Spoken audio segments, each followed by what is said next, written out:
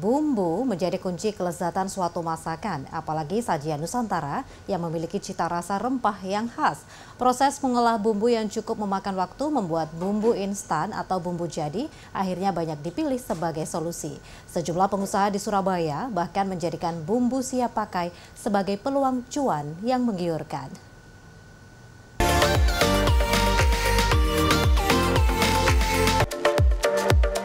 Bukan rahasia lagi bahwa rempah-rempah di Indonesia ini dapat memperkaya cita rasa masakan sehingga rasanya lebih khas dan lezat. Ya, biasanya rempah-rempah ini akan diolah menjadi bumbu sebelum akhirnya menjadi suatu hidangan. Namun butuh proses waktu untuk mengolah aneka rempah tadi menjadi sebuah bumbu.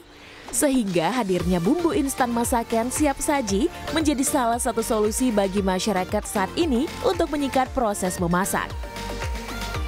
Hal ini pun dilihat jadi ladang cuan oleh Daryanto. Kurang lebih 7 tahun, warga Surabaya ini menggeluti usaha membuat bumbu instan.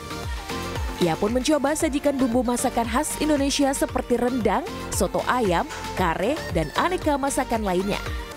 Awal terpikir konsep berjualan bumbu instan ini karena dulu Daryanto sempat mengenyam pendidikan di luar negeri selama beberapa tahun. Terkadang ia merindukan masakan rumahan buatan ibunya. Dari situ ia mulai berpikir untuk membuat bumbu Indonesia yang bisa dibawa kemana saja. Saya melakukan tes pasar ya, dengan berjualan di luar, berjualan masakan rawon dan soto ayam. Menggunakan mobil aja sih, jualan dengan masak yang sudah saya standarkan. Apakah itu sesuai dengan apa rasa yang mereka inginkan? Dan ternyata dari hasil jualannya lumayan itu, padahal ya cuma nggak lama juga ya jualannya ya, paling ya berapa jam gitu. Mempertahankan cita rasa otentik masakan pada bumbu siap saji ini adalah salah satu tantangan. Kualitas bahan menjadi kuncinya. Daryanto memilih menggunakan bahan-bahan alami dan tanpa menambahkan zat-zat kimia dalam setiap resep untuk menjaga kualitas rasa. Untuk pengawet pun ia menggunakan garam dan gula. Kita modal awal itu sekitar 50 juta ya, karena kita perlu beli beberapa peralatan dan juga untuk fasilitas ya. Nah, alhamdulillah omset kita bertumbuh juga ya. Nah, walaupun itu tidak sama dari bulan ke bulan, cuma harapan saya sih tahun ini bisa tembus 1 miliar lah. Dalam kurun waktu 7 tahun, Daryanto mampu melebarkan sayap bisnisnya melalui produk bumbu instan makanan ini.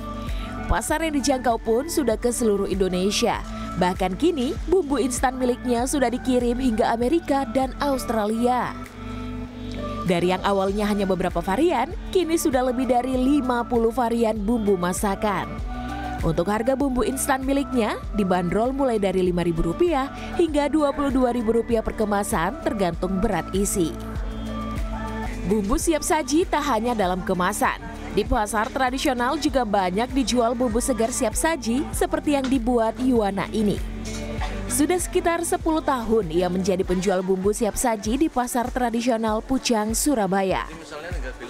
Bumbu siap saji yang dijual olehnya adalah bumbu dasar masakan atau biasanya di pasaran disebut dengan bumbu sendokan. Mulai dari bawang merah, bawang putih, cabai, dan lain-lain. Semua bumbu ini dijual dalam bentuk sudah dikupas dan diolah menjadi bumbu halus.